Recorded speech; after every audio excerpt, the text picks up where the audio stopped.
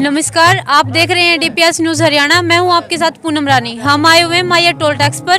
यहां पर बहुत बड़ा प्रोग्राम है और हमारे कुछ किसान अन्नदाता खड़े हैं और हम इनसे कुछ बातें करते हैं और जानते हैं कि इनके आगे क्या मांग है और इनके साथ पिछले कुछ तारीखों में क्या हुआ है।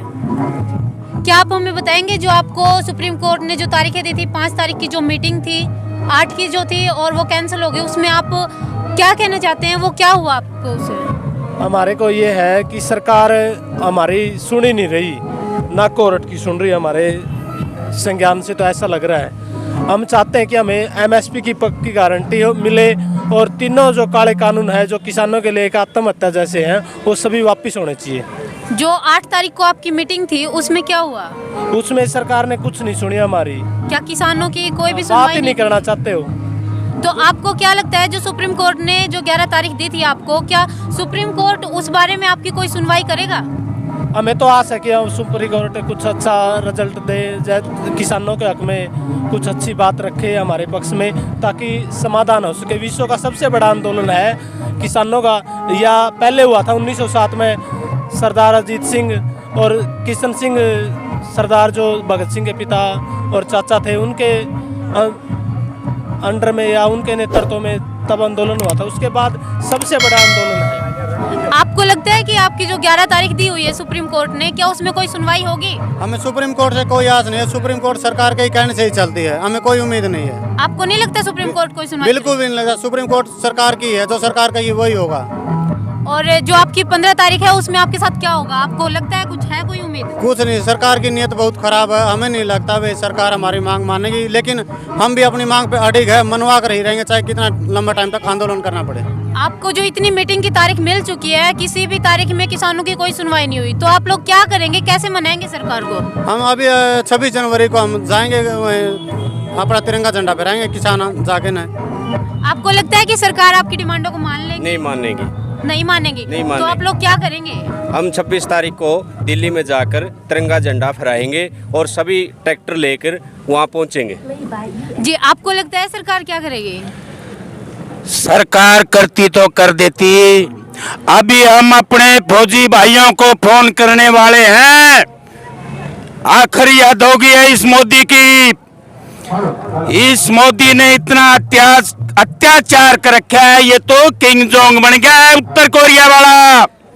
जैसे उत्तर कोरिया में किंग जोंग एक बंदे को कोरोना हुआ था, गोली से शूट करवा दिया, ये बेईमान हमारे देश के अंदर ऐसा करेगा ये?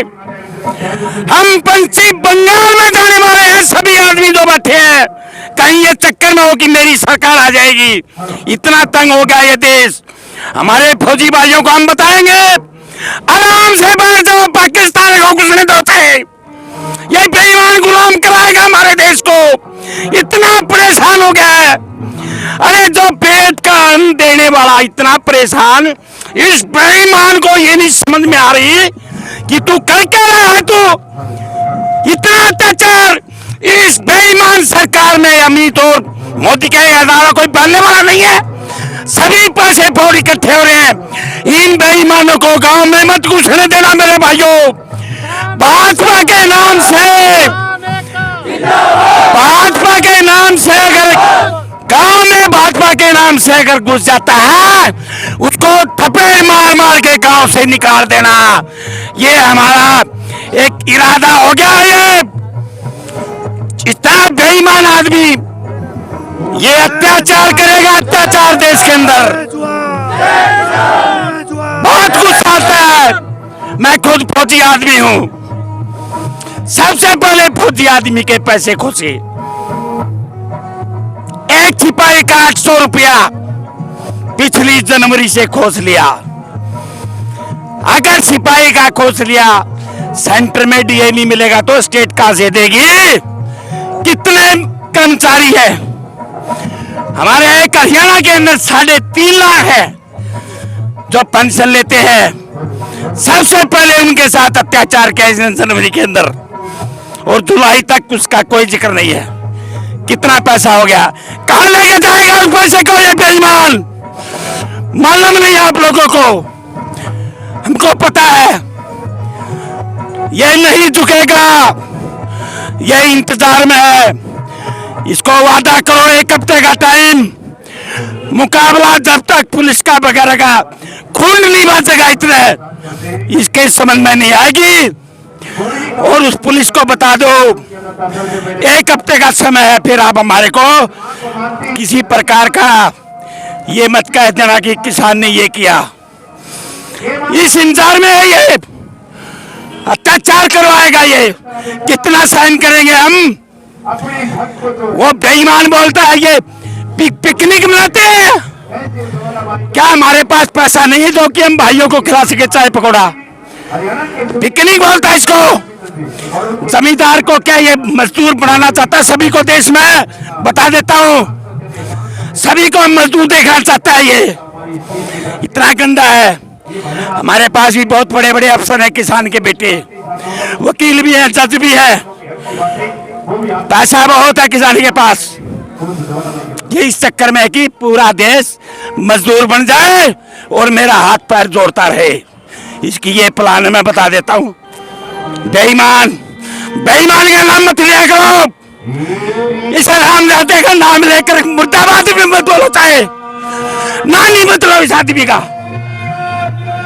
और हाथ जोड़ के विनती है राजनीतिक वालों से, आए इज्जत है उनको माइक मत दो। इस हरामजादे की ये सलाह हो रही है, वो देख जाते हैं इसको माइक लिए हुए।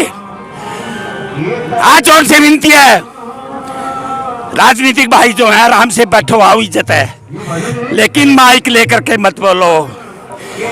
वो यही शक कर रहा है कि ये कांग्रेस वाले बोल रहे हैं, कभी अखिलेश का नाम आता है, ये चूती है, ये जितने बैठे मुख्य दिशाए। मैं धन्यवाद करूंगा, बहुत गुस्सा है, धन्यवाद। होगा कि हमारे जो अन्नदाता हैं, ये एक बुजुर्ग आदमी है और ये बता रहे हैं कि वो फौजी भी हैं, वो बहुत जोश में और बहुत गुस्से में है, बहुत गुस्से में और बहुत कुछ बुरा बोल के जा रहे हैं। चलिए आप हमें बताएंगे कि क्या आपको लगता है सरकार आपकी डिमांडों को कैसे मानेगी? सरकार तो धक्का मना जाएंगे, छोटा को नहीं सरकार ने किसी डाल भी। जो किसान आंदोलन है इसमें तो हर तरह के इंसान है, मजदूर, सब भाई इकट्ठे हो रहे हैं, इस बात की कोई हमारे हम ये जानना चाहेंगे जो आपकी 8 तारीख की मीटिंग थी उसमें क्या हुआ? कुछ नहीं हुआ 8 तारीख की मीटिंग में। यो लाशे दे और फिर तारीख करते हैं, इन तारीखों में कुछ नहीं। और ट्रैक्टर परेड होगी नहीं जमींदार की, जी देखना क्या होगा दिल्ली के में। आपको लगता है जो 11 तारीख की हमें जावांगे ट्रैक्टर ले लेंगे, ये फिर तारीख कर देंगे, फिर कर देंगे। तारीख का कोई मतलब नहीं हमारे। जो 11 तारीख को आपकी जो सुप्रीम कोर्ट ने जो आपको तारीख इसे बात कर देते हैं, सुप्रीम कोर्ट भी हमारी बात माने, नहीं तो हमें पहले भी कुछ कर सका। आपको लगता है सुप्रीम कोर्ट आपकी बातों को हाँ मानेगी? आपको उम्मीद है उनसे? सब कि में ओढ़े से वे भी जमींदार के बेटे हैं और इस विषय में सोचते हैं भाई क्या करना है, जमींदार की डाल बच सके है। उनकी भी इस बात का बेरा है नहीं। तो दिल्ली ने पहले भी जब भी गुलामी आई आजादी के लिए सभी भाइयों ने मिलके बड़े बड़े संघर्ष करे हैं। दिल्ली तो बचाई है और अब भी बचाएंगे देश के लिए, लेकिन इन गद्दारों को नहीं देने देंगे। हमारा झंडा लहराएगा वहाँ पर किसानों का। हमें एक बात बताइए, जैसे 2013 में बाबा रामदेव ने और अन्ना हजारे ने जो अनशन किया था, इनका हमारे दौरे ना मिले नाले व रामदेव फामदेव का जो उन्होंने अनशन हम किया तो सिर्फ माता पिता ने माना और यह धरती हमारी माता है, जिबली हमारा खून इस पर है नहीं, हम डटेंगे नहीं। अरे उस टाइम पे तो आपने कांग्रेस को उखाड़ के उनके अनशन के टाइम पे बीजेपी को समय कराता है, जो कुछ कराता है हमारे बस की बात नहीं होती है। अब समय है, अब भी नहीं मरे मिटे और उनको नहीं मारे मिटेंगे, इतने डटेंगे नहीं। पर 22 जनवरी को तो बोल रहे हैं कि आपको 26 जनवरी के टाइम पे दिल्ली में घुसने नहीं दिया जाएगा, आप क्या कैसे नहीं घुसने देगा? हमारी दिल्ली, हमें घुसने वाले रोकेगा कौन साला? वहाँ आप क्या करने वाले हमें बताएंगे? हमें आजादी का झंडा लहराएंगे, इबलक भी गुलाम देश छोड़ रखा है। आप हमें उसका उद्देश्य तो बताइए, उससे क्या होगा? क्या मोदी जी मान जाएंगे? मोदी तो बड़े बड़े मान के रावण पर के मान के, मोदी का क्या कहना है? सारे मोदी और धोखा है, मोदी अंडा है, ये मोदी कुछ नहीं। किसान एक